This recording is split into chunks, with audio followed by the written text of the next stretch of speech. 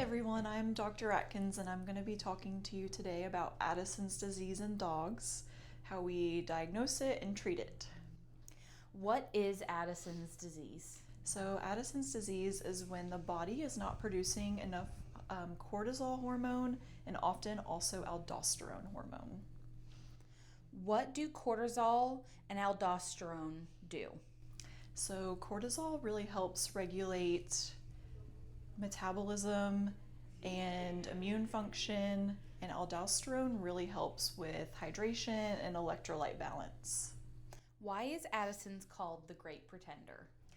So, Addison's is the great pretender because it can sometimes, when their clinical symptoms are starting to happen, be an overlooked differential in a lot of our cases because usually they'll present with just kind of general like lethargy, diarrhea, vomiting, inappetence, things like that that can be associated with many other things in dogs. So it's often called the Great Pretender because of that.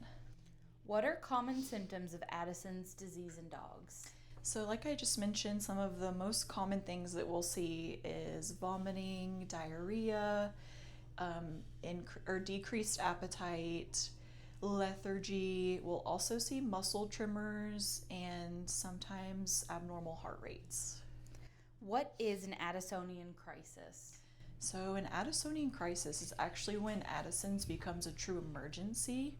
It's when their hormones and electrolytes are so out of kind of the normal values that we present a lot of times in acute crisis where we will have collapse sometimes. We might even have shock and changes in our heart rate that can be fatal, and it's a very serious thing that happens. So if you're ever concerned at all, take them straight to an emergency room or contact your primary right away just so we can see if we can get them in right away.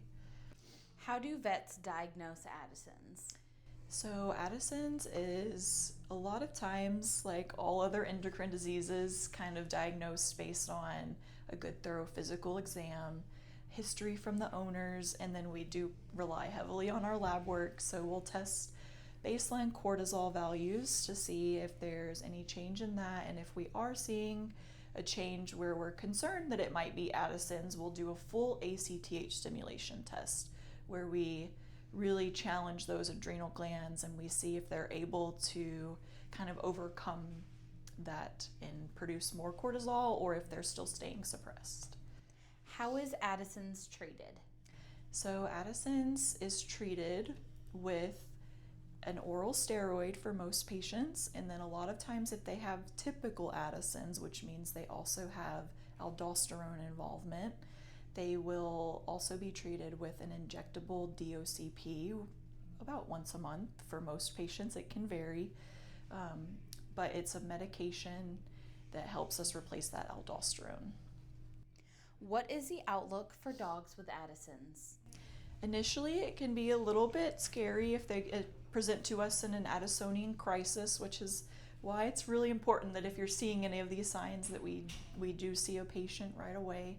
But once we've kind of gotten them out of crisis, or if we catch it before they even get into their crisis, they can live very long, happy lives with appropriate treatment and monitoring. Thanks everyone for watching and learning with me about Addison's and dogs. And if you have any concerns at all that your dog might have some of these symptoms, please give us a call.